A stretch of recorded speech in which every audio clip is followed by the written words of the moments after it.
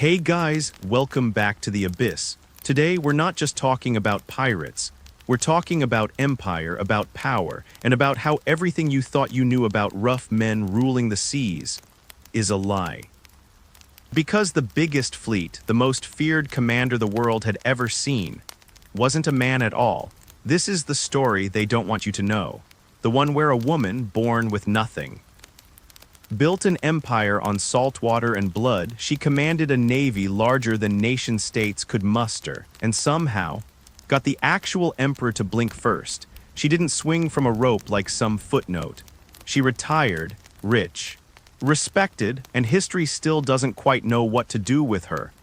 By the end of this, you'll understand how a single person can bend the knee of an entire dynasty. So, before you get comfortable, take a moment to like the video and subscribe, but only if you're ready for history's most disturbing truth. And let me know where and when you're listening below. Now dim the lights, brace yourself, and step into history's darkest corners. Imagine the pearl-laden, lantern-lit waterways of Canton in the late 18th century. Beautiful, sure. If you like your beauty steeped in opium, smoke, and desperation. This was the Venice of the East. If Venice sold human beings like exotic pets and survival was the only currency, on these flower boats, amidst the silks and the forced smiles, lived the women deemed available, disposable, really. Their lives were measured in copper coins and fleeting glances from men who saw them as little more than chattel. It was a world designed to grind you down, spit you out, and forget you ever existed. This is where she starts. We don't even know her real name. History, ever so polite, just calls her Shih, as in stone. Maybe they sensed early on she was built for permanence in a world of transient misery. Or maybe it was just the closest approximation they had for a woman who would later become less a person and more a force of nature. She wasn't born into power. She wasn't educated in strategy.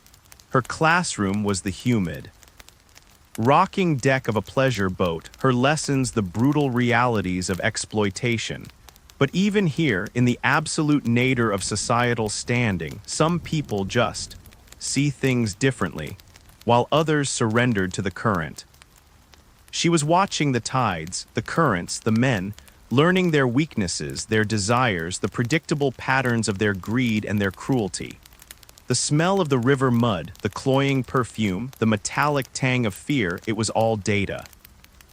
Data she would later turn into a weapon more potent than cannon fire.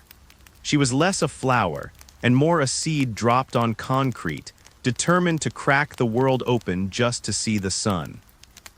This anonymous existence was the unlikely crucible for the woman who would command a fleet of thousands. A woman whose sheer force of will would make emperors tremble. A woman history tried to bury in the footnotes of male-dominated narratives. But here's the part they don't teach in school. How does a person with literally zero power go from a floating brothel to controlling the most terrifying naval force the world had ever witnessed? And did her rise leave a trail of bodies beyond just the men she fought? So how does a woman from a flower boat end up trading pleasantries or cannon fire with emperors? She gets married. Not exactly a fairy tale, but then, this story deals with considerably more actual bloodshed than most fairy tales dare to depict. Her husband-to-be was Zhang Yi, one of the most feared pirate captains in the region, head of the formidable Red Flag Fleet. He commanded respect through sheer brutality and strategic cunning. He saw something in Shih beyond the surface. Beyond the life she'd been forced into. Maybe it was her sharp mind, her unflinching gaze, or maybe, just maybe, he saw the same ruthless ambition reflected back at him. The traditional story says he bought her, which, given the context, is entirely believable. But the legend, the whispers among the junks, says she negotiated the terms, that she didn't just become his wife, but his equal, that the deal involved shared command, shared wealth, and her participation in strategic decisions. a concept so outrageous in that era it's almost laughable. A woman deciding battle plans, it sounds absurd, right? But consider this, the man was already a powerful pirate lord. Why bring a concubine into the inner circle unless she brought something absolutely essential to the table? She wasn't just marrying power, she was marrying into a partnership. And that is where the ground shifted. Together. They were a force multiplier. Ching Shih had the name, the connections, the existing fleet. She had the strategic insight, the political acumen, and, as it turned out, a genius for organization that would make modern CEOs weep. They didn't just raid, they built an empire. They established rules, collected taxes, controlled trade routes. If you wanted to move goods through the South China Sea, you paid the pirates, not the emperor. The scent of salt and drying fish mingled with the metallic tang of newly minted silver collected from terrified merchants. The Red Flag Fleet wasn't just a collection of criminals, it was becoming a shadow government. Answerable only to the two people at its head, the stakes escalated rapidly. It wasn't just about capturing ships for loot anymore.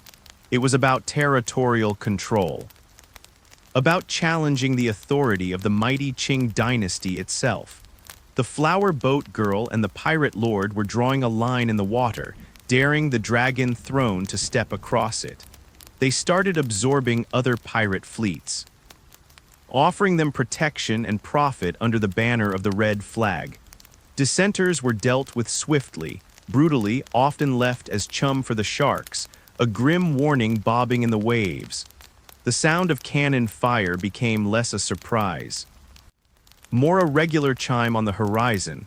But building an empire from scratch, especially one based on intimidation and theft, breeds its own internal dangers. Loyalties are bought, not earned, and envy is a sharper blade than any cutlass.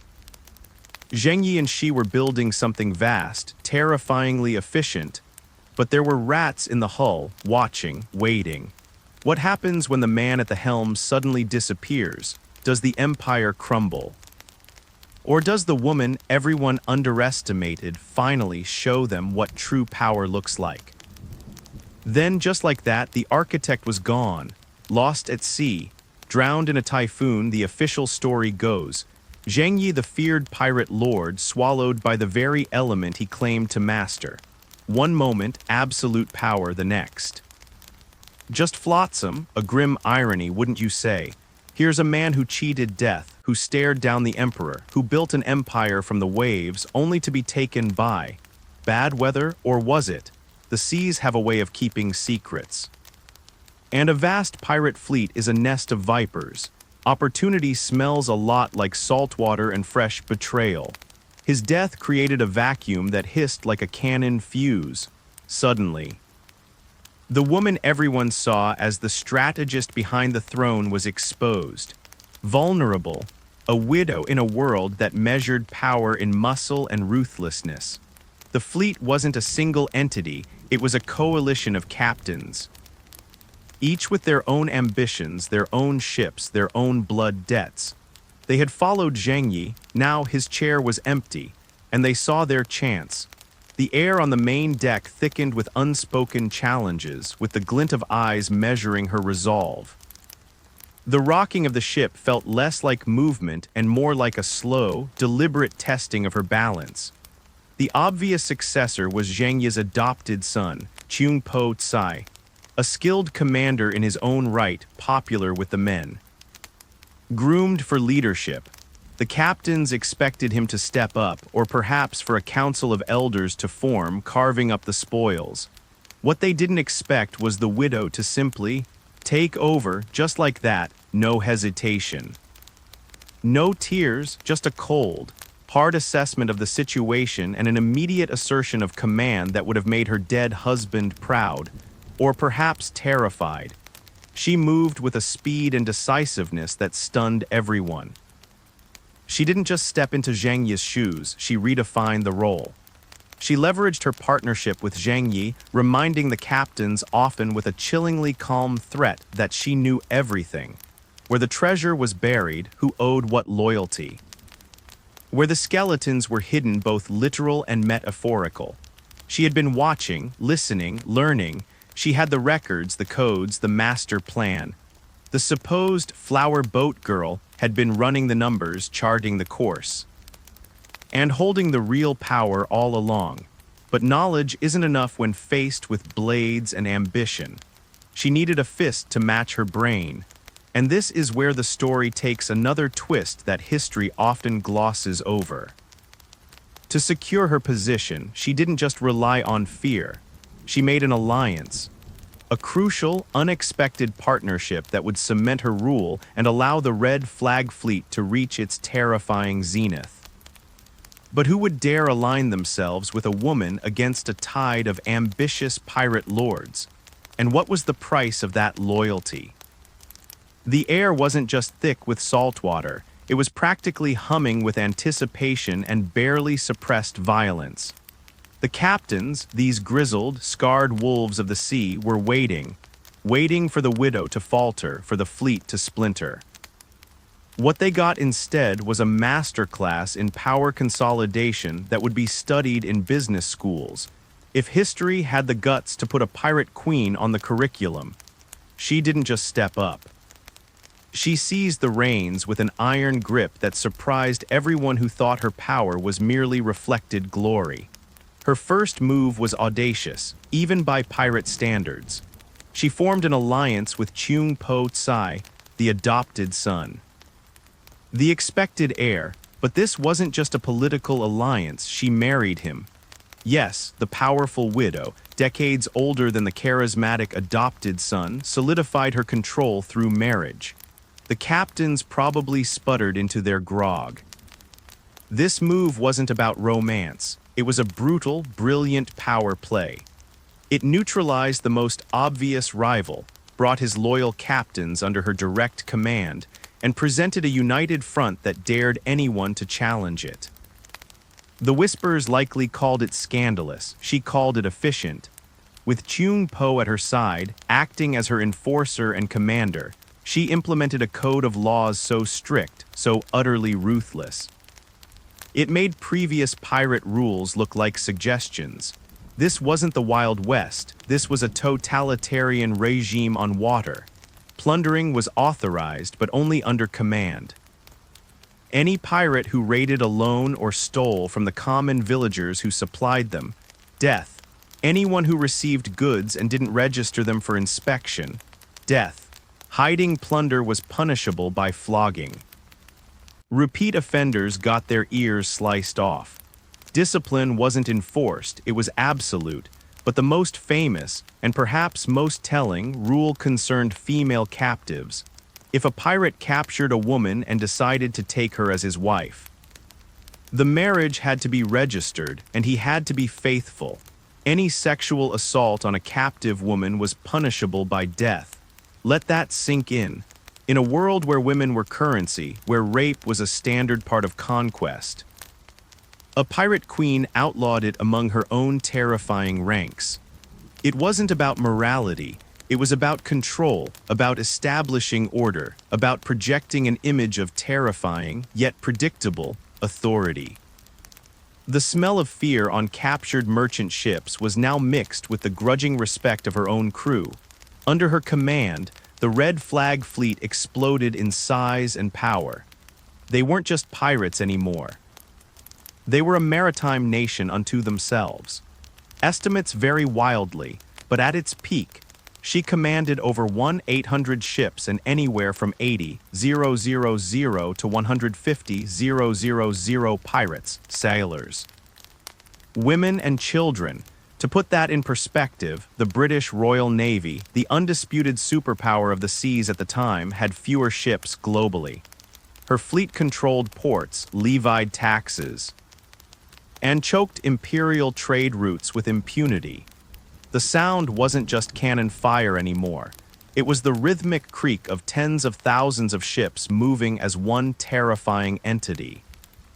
This level of unchecked power could only lead to one thing: a direct confrontation with the Qing dynasty. The emperor in Beijing couldn't ignore her anymore. she was less a pest, more a spearhead aimed directly at the heart of his maritime economy. The Dragon Throne dispatched its fleets, its admirals, its mightiest warships.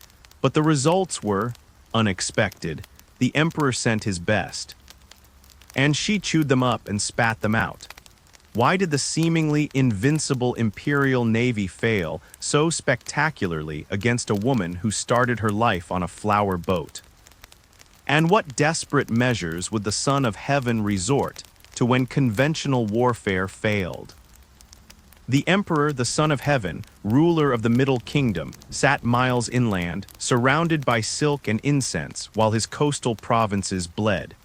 His authority, sacred and absolute in theory, was being systematically dismantled by a woman who started on a floating brothel. The reports reaching the Forbidden City weren't just about piracy. They were tales of outright defiance, of imperial junks shattered and sunk, of admirals returning in shame or not returning at all. The Emperor dispatched fleet after fleet.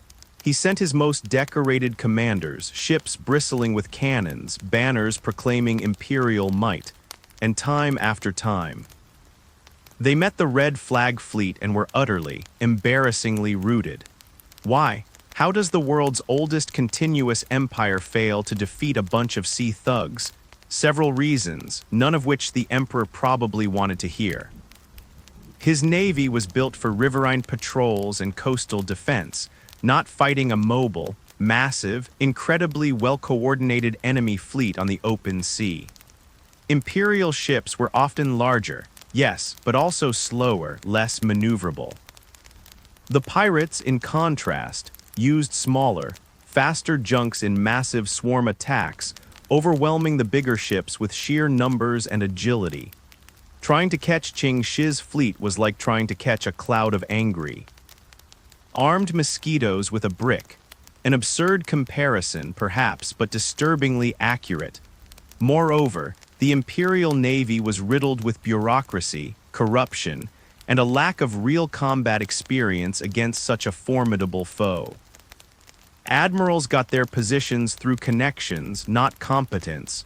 Coordination between different squadrons was a joke. Meanwhile, Shih's fleet, though massive, operated with chilling efficiency. Her code wasn't just for discipline. It was a battle plan. Every pirate knew their role. Failure meant death, but success meant wealth and survival. The smell of salt and tar on a pirate junk was often mixed with the stench of sheer, desperate will to survive. The battles weren't glorious naval engagements. They were bloody, chaotic brawls on water. Splintering wood, screaming men, the dull thud of cannonballs, the acrid smell of gunpowder hanging heavy in the air. Imperial sailors fought for the Emperor. Pirates fought for plunder and their lives under Shih's terrifying banner. The perspective flip is brutal. Your worst day on a leaky Imperial junk trying to maintain formation was a pirate's chance to get rich or die famous. More often. Just die after countless defeats. After losing ships and men the Empire couldn't easily replace, the Emperor faced a grim reality. His divine mandate wasn't helping. Prayers to the ancestors weren't sinking pirate ships. He had used force, the standard tool of emperors, and it had failed. Spectacularly. The coastal economy was in ruins, trade routes were choked, and worse, the prestige of the Dragon Throne was plummeting. If the Emperor couldn't even protect his own waters from a woman, what did that say about his power? His advisors probably wrung their hands, suggesting more ships, more men, stricter training. But the Emperor knew deep down that throwing more conventional force at the problem wasn't working. He needed a new approach, something unconventional, something that went against centuries of imperial pride and protocol. He had tried brute force. Now, he had to consider negotiation. With pirates, the idea was preposterous. Yet the alternative was unthinkable. He was cornered. But the solution he began to contemplate was more than just a negotiation. It was a deal that would redefine capitulation and reveal just how much an emperor was willing to pay to make a pirate queen go away. Imagine the scene in the Forbidden City. The emperor, surrounded by eunuchs and advisors whispering platitudes, receives the latest report. Another fleet gone, another admiral disgraced or dead. The air, usually thick with the scent of sandalwood and authority, now carries the faint, unpleasant odor of failure. His divine power, the very bedrock of the dynasty, felt leaky. He had thrown everything. He had vast resources, imperial prestige. Countless lives at this plague of pirates, this woman, and she had simply absorbed it like the sea swallowing rivers. His claws, the mighty banners of the Ching Navy, felt frustratingly blunted against her wooden hulls and iron will.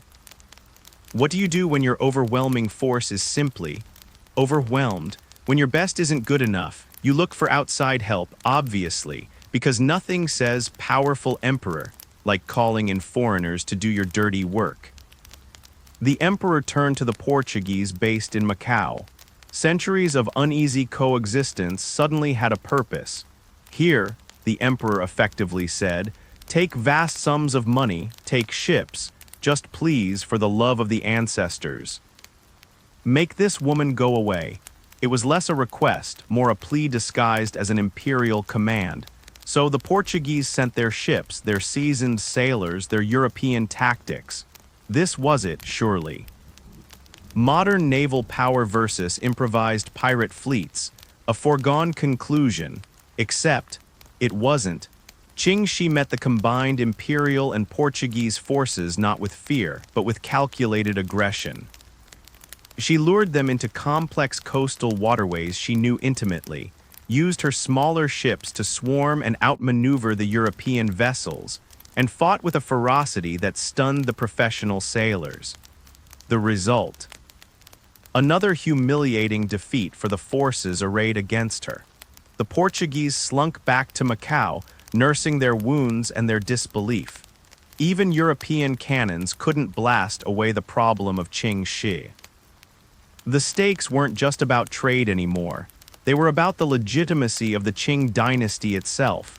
Famines struck the coastal provinces because food shipments couldn't get through. Taxes weren't collected.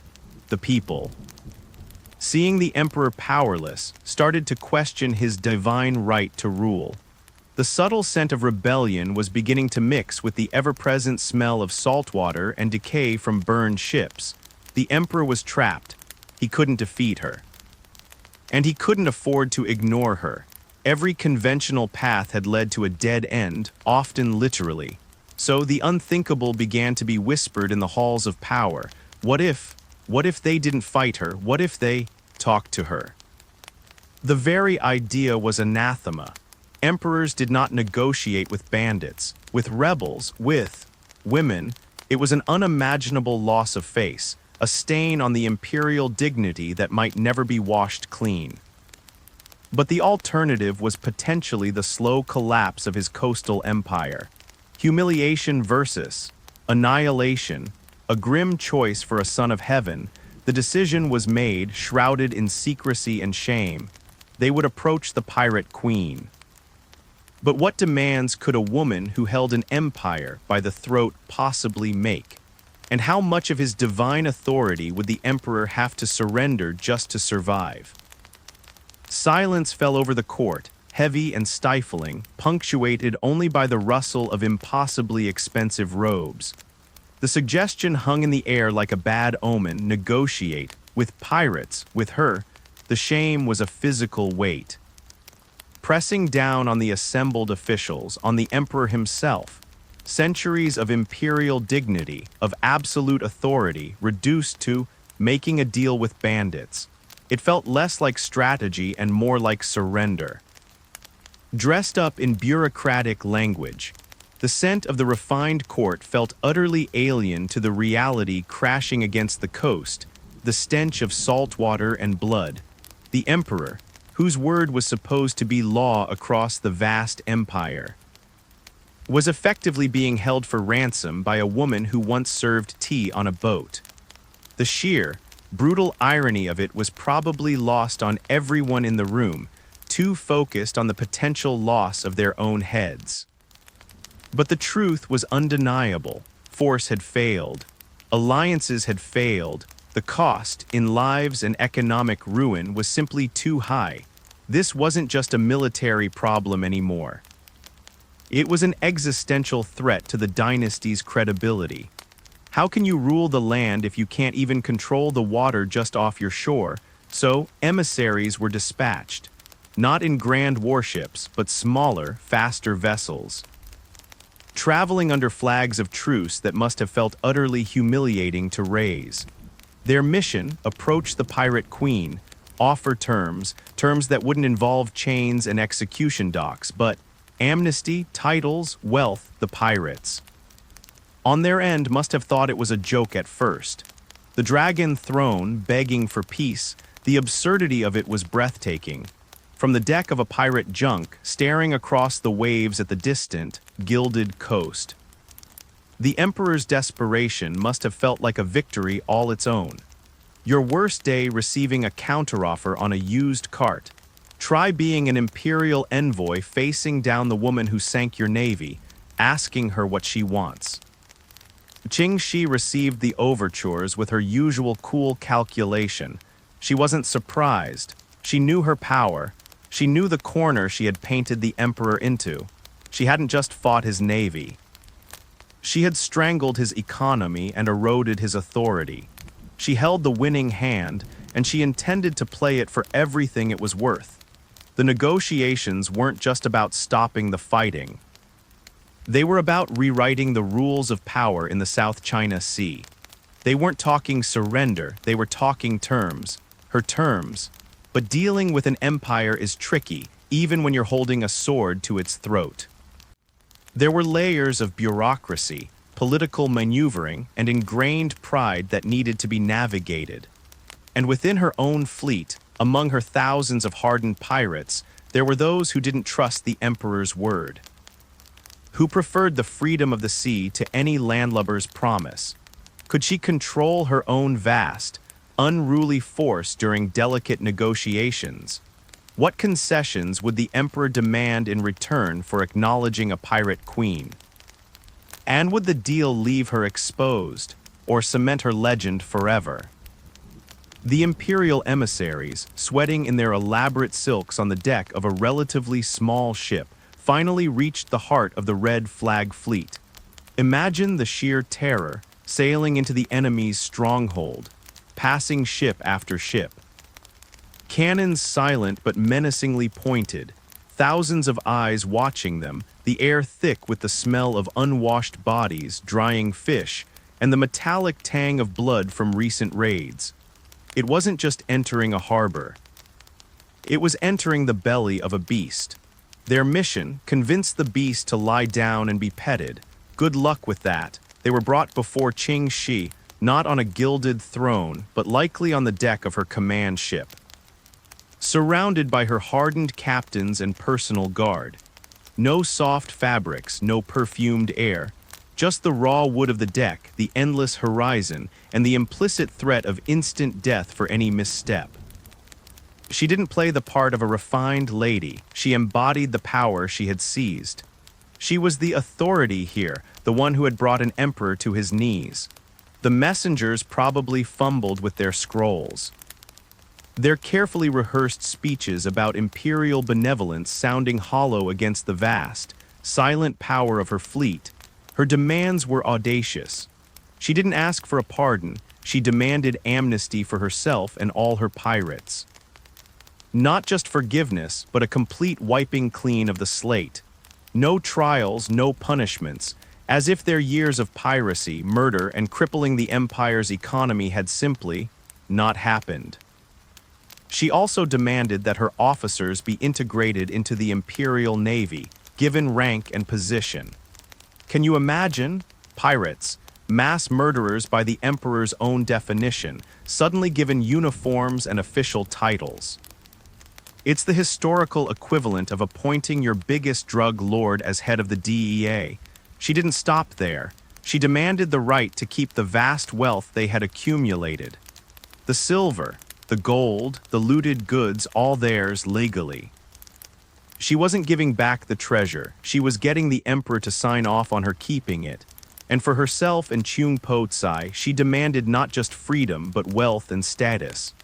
Land, titles, a comfortable retirement. The woman who built her empire from nothing was ensuring she ended up with everything. These demands weren't just concessions, they were a fundamental shift in the power dynamic. The emperor wasn't dictating terms, he was receiving them. He wasn't offering mercy, he was being asked to legitimize a pirate empire. His advisors probably choked on their tea when they heard the list. Accept this, and you acknowledge that force failed, that your divine authority was negotiable. That a pirate queen dictated terms to the Son of Heaven, but the alternative, the unending war, the economic collapse, the potential for widespread rebellion fueled by his weakness, was even worse. He was trapped between unimaginable humiliation and total disaster. The air in the Forbidden City must have smelled of burned incense, trying to mask the stench of political defeat. Negotiations dragged on, fraught with tension. Within Shih's fleet, there were factions. Some wanted peace, the chance to finally step onto land without looking over their shoulder. Others, the hardliners, distrusted any imperial promise, itching for more raids, more plunder. She had to hold her vast, unruly collection of ships and men together while simultaneously forcing the emperor's hand. Her control was absolute but tested. Any sign of weakness, and both sides might turn on her. The clinking of coins being counted on her ships was a constant, metallic reminder of what they stood to gain or lose. Finally, after months of tense back and forth, a deal was struck. The terms were staggering, unprecedented.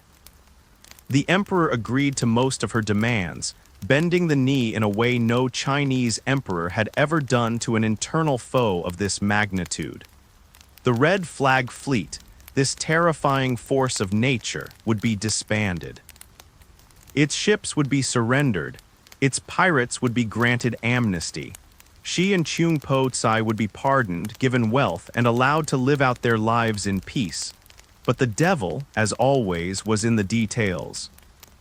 This wasn't just a pirate surrendering, it was an emperor admitting defeat and paying a king's ransom to make the problem disappear. What did this unprecedented treaty reveal about the true nature of power?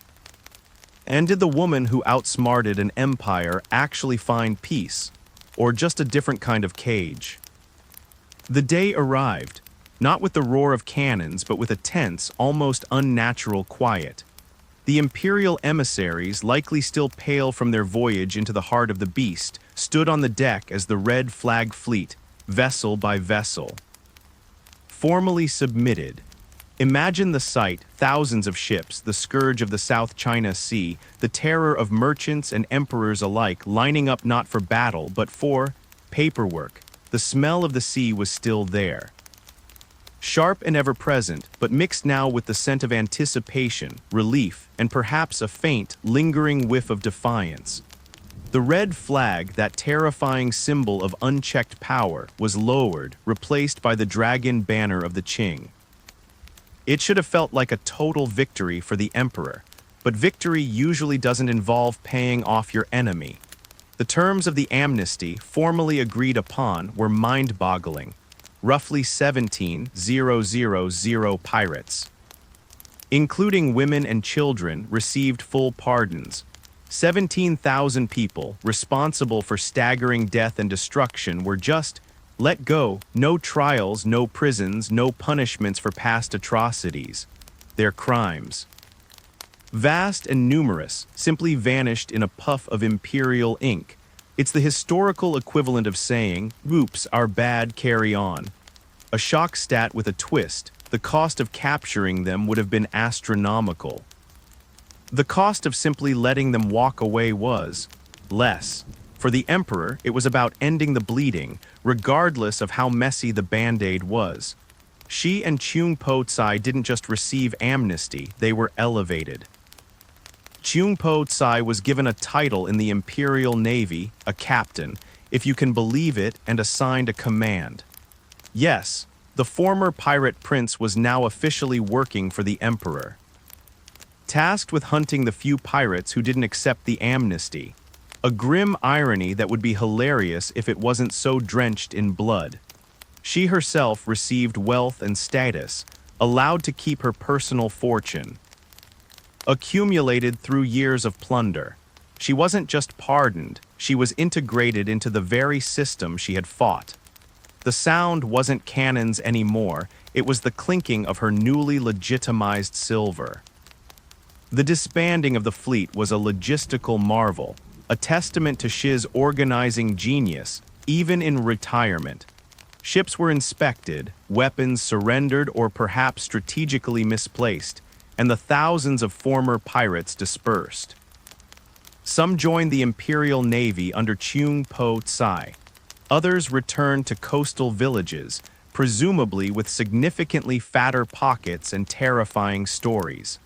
Still others melted into the general population, their pasts wiped clean by the emperor's desperate decree.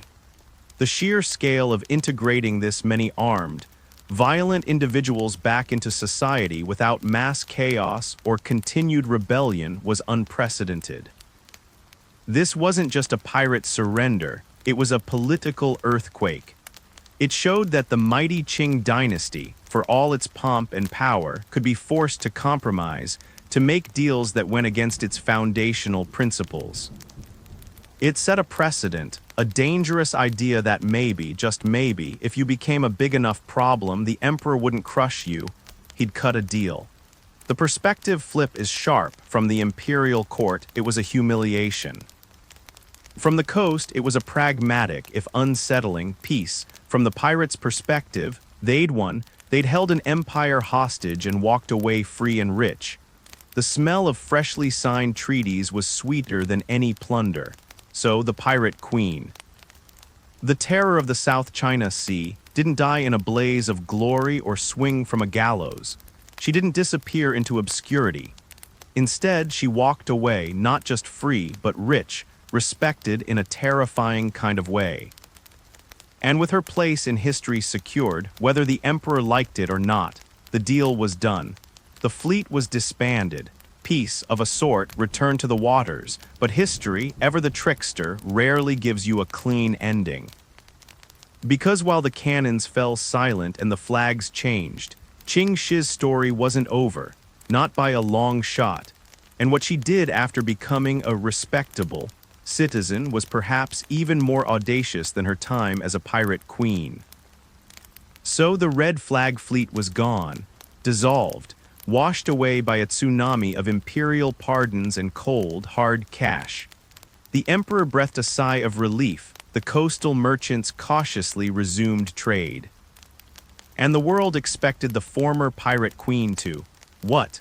Live quietly on a secluded estate, tend a garden. The sheer absurdity of imagining Ching Shih knitting doilies is probably the funniest part of this entire bloody saga. She didn't retire to a life of passive leisure. She retired to a life of active and highly profitable business. In Canton, the very city where her story began on a flower boat. The woman who commanded over 1,000 ships opened a gambling house and a brothel.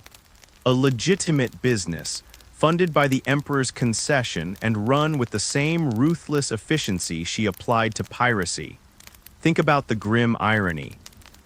She started as property in Canton's pleasure quarter and ended up owning a significant piece of it.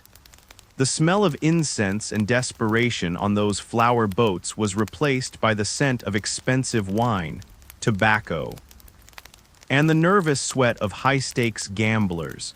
She hadn't escaped the system. She had bought her way to the top of a different, equally exploitative part of it, running a sprawling, high-stakes gambling operation required skills surprisingly similar to managing a pirate confederation. Logistics, managing diverse and often volatile personalities, enforcing rules, though presumably with less ear slicing. and a keen understanding of the local economy specifically, where the money flowed and how to divert a significant portion of it into her own coffers. She knew the players, she knew the angles. She knew how to maintain order through a mixture of reputation and well-placed enforcers. Her staff might have even included former pirates, their loyalty simply transferred from raiding ships to fleecing landlubbers at the card table. Cheung Po Tsai, her husband and former second-in-command, served honorably or perhaps strategically in the Imperial Navy, rising to the rank of colonel, while he hunted down the stragglers who didn't take the amnesty.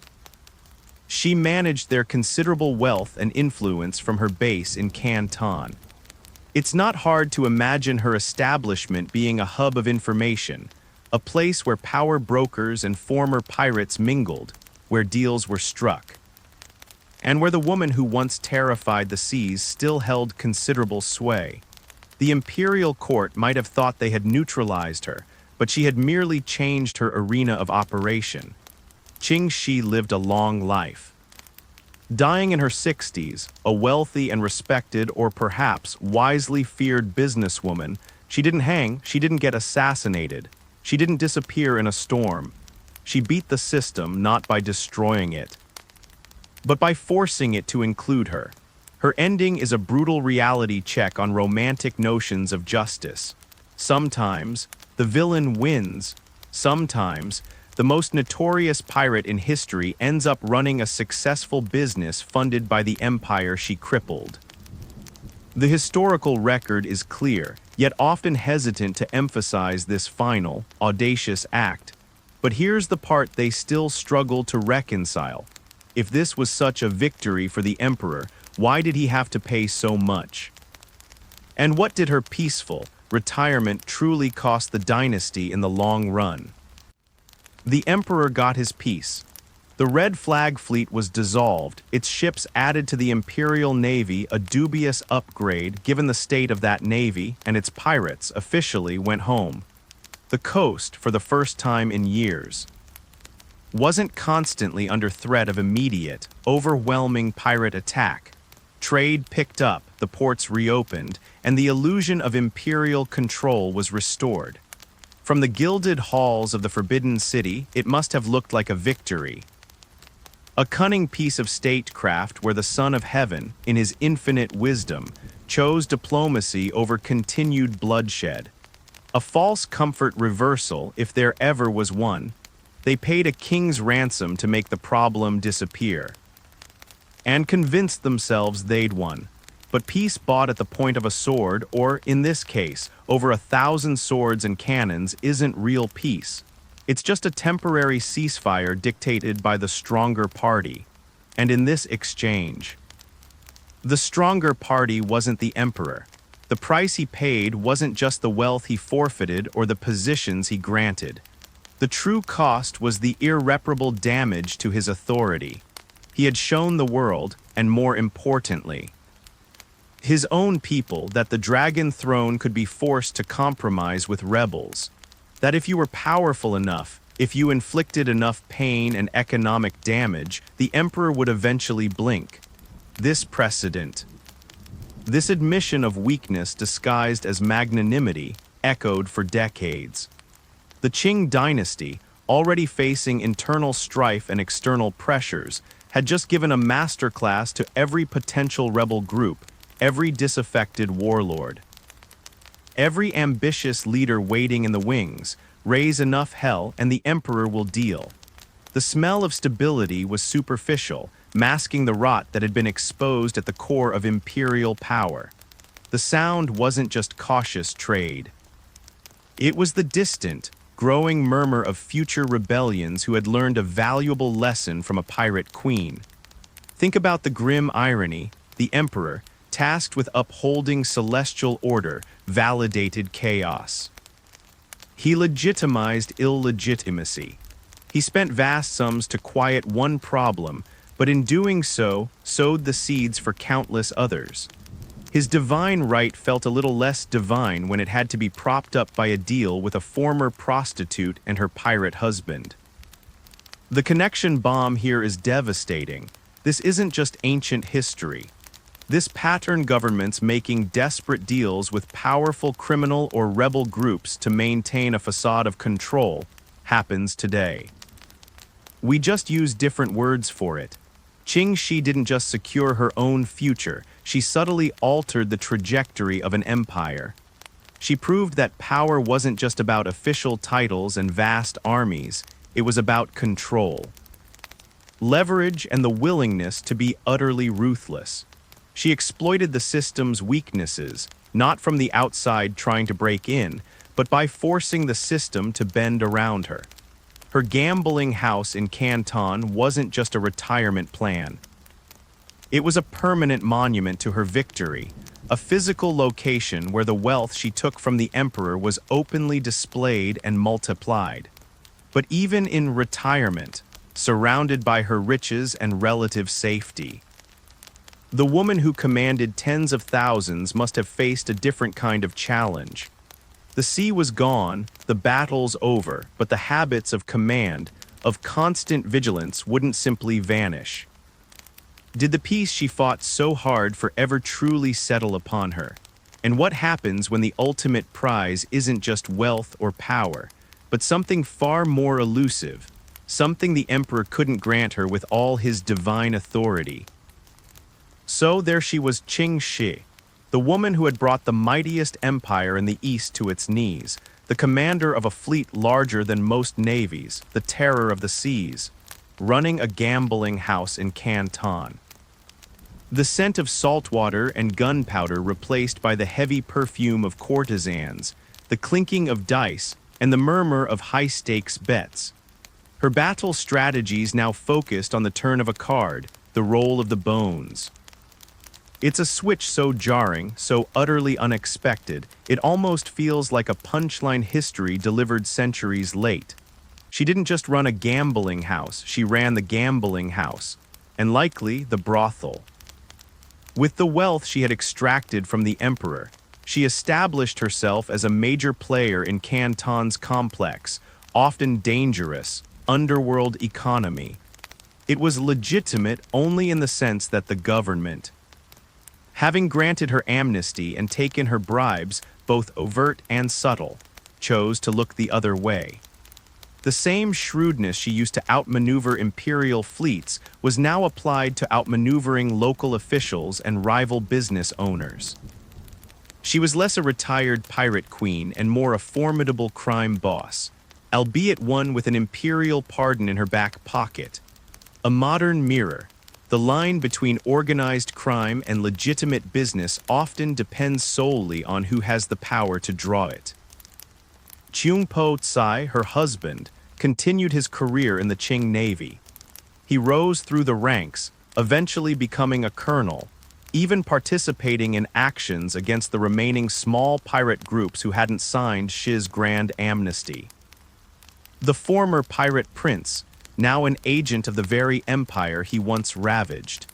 His life became a strange duality, serving the emperor while married to the woman who had humbled him. Living a life of relative respectability built on a foundation of unparalleled piracy. The stakes had shifted from life and death on the waves to navigating the treacherous waters of court politics and social acceptance. She, meanwhile, remained in Canton, a constant, living reminder of the emperor's reluctant compromise. People probably whispered about her, pointed her out in the streets, the woman who faced down the dragon throne and won. The sensory details of her life changed drastically. The creaking wood and snapping sails of a war junk exchanged for the hushed opulence and nervous energy of a gambling hall. The rough feel of a rope replaced by the smooth texture of ivory dice. The sounds weren't crashing waves and screams, but forced laughter and the hushed desperation of gamblers. She lived until 1844, into her mid-60s. A considerable age for the time, especially given her past. She saw the world change, the Qing dynasty weaken further, and the storm clouds of the Opium Wars gather on the horizon, wars that would be fought on the very seas she once ruled. against European powers who would make the Portuguese seem like minor annoyances. She died peacefully in her own bed, surrounded by the wealth she had plundered and parlayed. The emperor, who had paid so dearly for her peace, outlived her by only a few years. Her story ends not with a bang, but with the quiet click of mahjong tiles. The pirate queen, the terror of the South China Sea, finished her days as a wealthy, influential businesswoman. She achieved total victory, survival, wealth, and the last laugh at the empire that couldn't defeat her. But was this peace truly satisfying? Did the woman who commanded tens of thousands find contentment running a few buildings in a city? And what was the ultimate, intangible price of her unprecedented deal, not for the emperor, but for herself? All right, settling down after humbling an empire and opening a few establishments is one thing. Living with the consequences of that humiliation is another. The emperor, the Qing dynasty, they paid their price. They got the red flag fleet off their backs, yes. The coast was relatively quiet, but the air wasn't just filled with the smell of renewed trade, it was thick with the scent of something else entirely, precedent, a dangerous, intoxicating idea that had been unleashed upon the empire. The amnesty, this unprecedented deal with a pirate queen, wasn't just an end to a war. It was a glaring, undeniable admission of weakness from the highest possible authority. The Son of Heaven had effectively said, "I cannot defeat you, so I will pay you to go away." This wasn't lost on anyone. Every governor struggling with local bandits, every secret society plotting rebellion, every ambitious warlord, they all saw it. The mighty dragon throne had bent the knee. And once you know the emperor can bend, the idea of making him break becomes a lot more appealing. The sound of renewed trade was underscored by a low, persistent hum of simmering discontent. The Qing dynasty faced immense challenges throughout the 19th century, internal rebellions like the Taiping Uprising, which cost millions of lives, and external pressures from rapidly industrializing European powers. When the British arrived demanding trade concessions, backed by formidable warships, the emperor's response felt hesitant. Less like the absolute decree of a divine ruler, and more like a negotiation from a position of weakness. An absurd comparison. Trying to intimidate a modern navy after you just paid off the biggest pirate in history is like trying to look tough after getting your lunch money stolen by a kindergartner. The emperor's authority, already chipped away by Ching Shih's victory, was further eroded by his inability to handle the aggressive Europeans. The Opium Wars, fought in the 1840s, just years after Ching Shih's death, were fought on the very same waters where the Red Flag Fleet once reigned supreme. The Qing Navy, supposedly bolstered by Ching Shih's surrendered ships and commanded in part by former pirates like Chung Po Tsai, proved utterly incapable of defending the coast against British steamships and modern artillery. It wasn't just a military defeat, it was a national humiliation, exposing the empire's technological and organizational backwardness compared to the West. The smell of opium smoke mingled with the acrid smell of defeat. Was Ching Shih directly responsible for the fall of the Qing? No, the causes were far more complex. But did her unprecedented victory, her ability to force the emperor into a humiliating compromise, contribute to the perception and reality of imperial weakness that plagued the dynasty in its final century? Absolutely. She didn't just defeat a navy, she undermined an ideology. She showed that ultimate power didn't reside solely in the Forbidden City, but could be forged on the decks of pirate ships by a woman with nothing but her wits and ruthless ambition. Her deal wasn't just a resolution, it was a prelude. A prelude to more conflict, more humiliation, and the slow, painful collapse of the empire she had so spectacularly humbled. The lingering shadow of the pirate queen stretched far beyond her lifetime. A dark lesson etched onto the history of a dynasty. So that's the story they don't quite know what to do with. The woman born into anonymity on a flower boat, who became the queen of the world's largest pirate fleet, outfought an empire, and then negotiated her way into a wealthy retirement. She didn't just break the rules, she forced the emperor himself to rewrite them. Her tale isn't one of simple crime and punishment, it's a brutal, exhilarating lesson in leverage. In seizing power where none is given, and in the sheer audacity it takes to stare down a dynasty and demand terms. Ching Shih didn't just get away with it, she won. She exposed the brittle nature of absolute authority. The way fear and economic pressure can make even the most powerful bend a knee. While she counted her money in Canton, the Qing dynasty she humbled continued its slow, painful decline. Culminating in the Opium Wars fought on the very seas she once controlled, wars where the empire would once again prove unable to defend itself against outside forces. Her legacy isn't just the size of her fleet or the terms of her amnesty.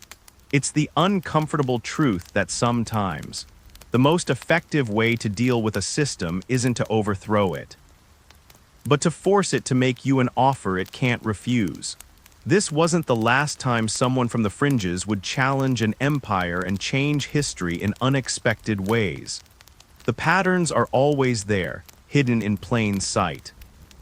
Now you know what they don't teach in school, that power respects only power, no matter where it comes from. What other figures lurk in history's shadows, waiting for their story to be told?